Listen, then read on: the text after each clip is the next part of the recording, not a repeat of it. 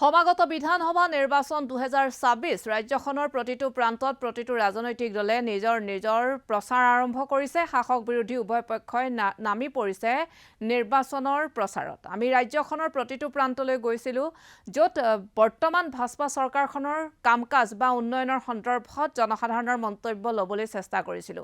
এইবাৰ আমি বজালীলৈ গৈছিলো। বজালীলৈ আমাৰ সতীৰ্থ সাংবাদিক নিপু বায়ন গৈছিল আৰু তেওঁ উপস্থিত হৈ বৰ্তমান ভাৰতীয় জনতা পাৰ্টিৰ এই চৰকাৰখনৰ কামকাজ সন্দৰ্ভত জনসাধাৰণৰ মন্তব্য ল'বলৈ তেওঁ চেষ্টা কৰিছিল। বজালীৰ ৰাইজে ক'লে যে বজালীৰ বৰ্তমানৰ ৰাজনৈতিক যি প্ৰেক্ষাপট সেই প্ৰেক্ষাপটত কিছু আভ্যন্তৰীণ বিবাদ আছে আৰু সেই কথা ইতিমধ্যে যথেষ্টভাৱে চৰ্চা লাভ কৰিছে আৰু বজালীত এজেপি প্ৰাৰ্থী দিলীপ বৰুৱা আৰু কংগ্ৰেছৰ মাজত কিছু আভ্যন্তৰীণ বিবাদ আছে বুলিও সামাজিক মাধ্যমত বা বিভিন্নজনে বহু মহলত অধিকভাৱে চৰ্চা কৰিছে।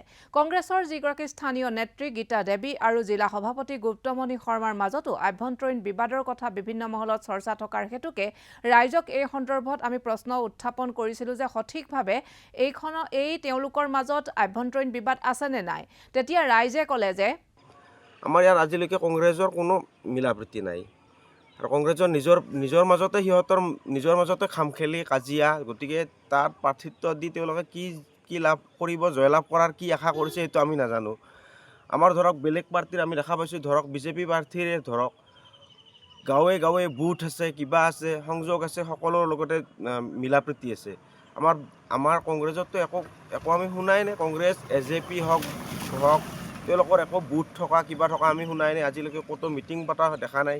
গতিকে তেওঁলোকে ৰাইজৰ মাজত আমাৰ বজালীত প্ৰাৰ্থিত্ব দি তেওঁলোকে জয়লাভ কৰাৰ কি আশা কৰিছে সেইটো আমি নাজানো, কিন্তু জয়লাভ কৰিব যে নোৱাৰে সেইটো কিন্তু চিয়'ৰ।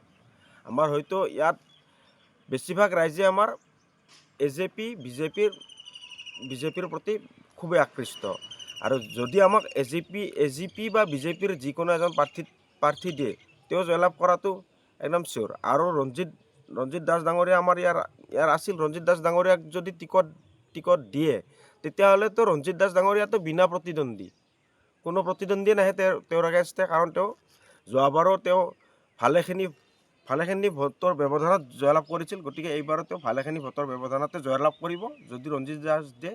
নহ'লে মনোজ বৰুৱা দিলেতো তেওঁ জয়লাভ কৰিব চিয়'ৰ একদম।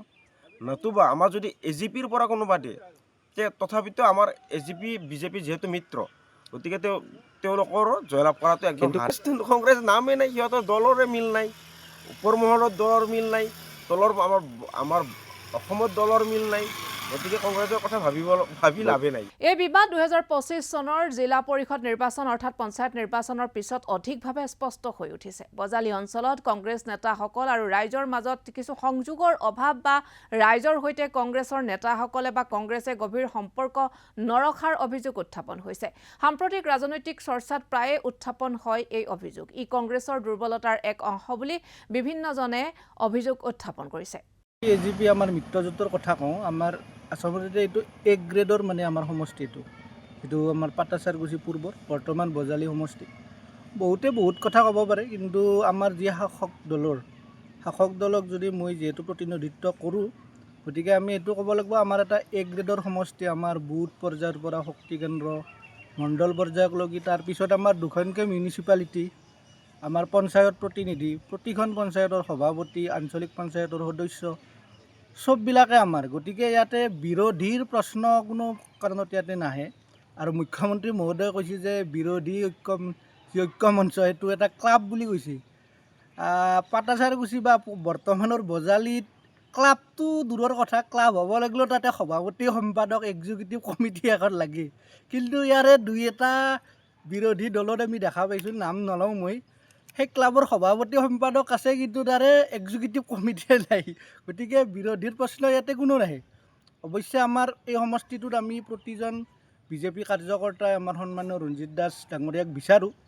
অৱশ্যে এইটো আমাৰ দলীয় হাইকমাণ্ডৰ নিৰ্দেশ অনুসৰি আমি যিহেতু তৃণমূল পৰ্যায়ৰ কৰ্মী, আমি বিচাৰোঁ তেখেতক। আমি ভাবোঁ যে অকল বজালী বুলি নহয়, দুয়োটা সমষ্টিয়ে আমাৰ হ'ব, ভৱানীপুৰ সৰভোগ আৰু বজালী দুয়োটা সমষ্টিয়ে আমাৰ মানে বিজেপিৰ হ'ব। আমি মানে 100% নিশ্চিত হৈ আছোঁ। কাৰণ কি মুখ্যমন্ত্ৰী কোৱা কথা এষাৰ মই পুনৰবাৰ কৈছোঁ যে ক্লাব এটাত যেনেকৈ এক্সিকিউটিভ কমিটি এখন লাগে, তাতে মানে সভাপতি সম্পাদক বা কাৰ্যকৰী সভাপতি বা এনেকৈ যি সদস্যক লৈ এখন কমিটি থাকে, সেই কমিটিখনৰ সেই ক্লাবটোৰ দায়ী। মই নাম উল্লেখ নকৰোঁ, দলকেইটাত তেখেতসকলে নিজে নিজে বুজি পাব কাৰ কথা কৈছোঁ, কি কৈছোঁ। প্ৰদ্যুৎ বৰদলৈ কৈয়ে আছে যে তেখেতক মাৰিব অহা এই একজন কোনোবা ডক্তৰ কিবা নাজিম নেকি, তেখেতে মাৰিব আহে, তেখেতকো কংগ্ৰেছ দলে টিকট দিয়ে। যাৰ নেকি গৌৰৱ গগৈ নিজৰ একো সেই নোহোৱাৰ কাৰণে মায়াকে হস্তক্ষেপ কৰিছে। যাৰ এটা কিবা শুনিয়ে ভাল লগা নাই কথাটো, যে এজন গৌৰৱ গগৈ বহুতে একদম পৰিপক্ক সেই বুলি কয় ৰাজনীতিবিদ, কিন্তু মায়াক দলি গগৈ হস্তক্ষেপ কৰিব লগা হৈছে। অতি লাজৰ কথা, হাস্যকৰ কথা। আৰুতো আপোনালোকে গমেই পায় যে আমাৰ বহুতৰ মুখে মুখে চৰ্চা, কি চিকাৰী সেইজন, সেই চিকাৰী বোলে দলটো চলাই আছে। মানে হাঁহি উঠা লাজৰ কথা এনেকুৱা হৈছে। গতিকে এতিয়া বিৰোধীৰ কোনো যে কিবা এটা হ'ব আমি নাভাবোঁ।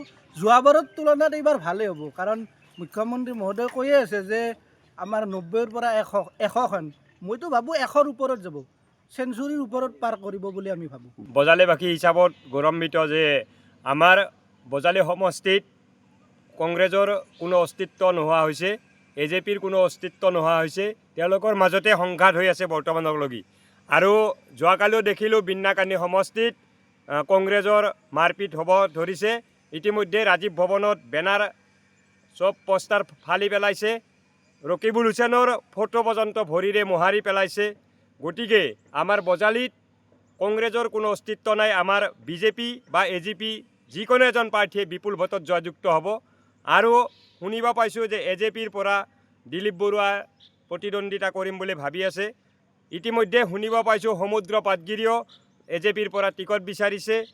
গতিকে আৰু এইফালে কংগ্ৰেছৰ পৰা গীতা দেৱীয়ে টিকট বিচাৰি আছে। তেওঁলোকৰ মাজত ইতিমধ্যে সংঘাত হৈ আছে। গতিকে তেওঁলোকে সংঘাত কৰি থাকোঁতে ইতিমধ্যে নিৰ্বাচন আহি পালেয়ে তেওঁলোকৰ সংঘাতৰ মাজতে নিৰ্বাচন পাৰ হৈ যাব। সেয়েহে আমাৰ বজালী সমষ্টিত AJP কংগ্ৰেছ তেওঁলোকে জিকিম বুলি ভাবি লাভ নাই।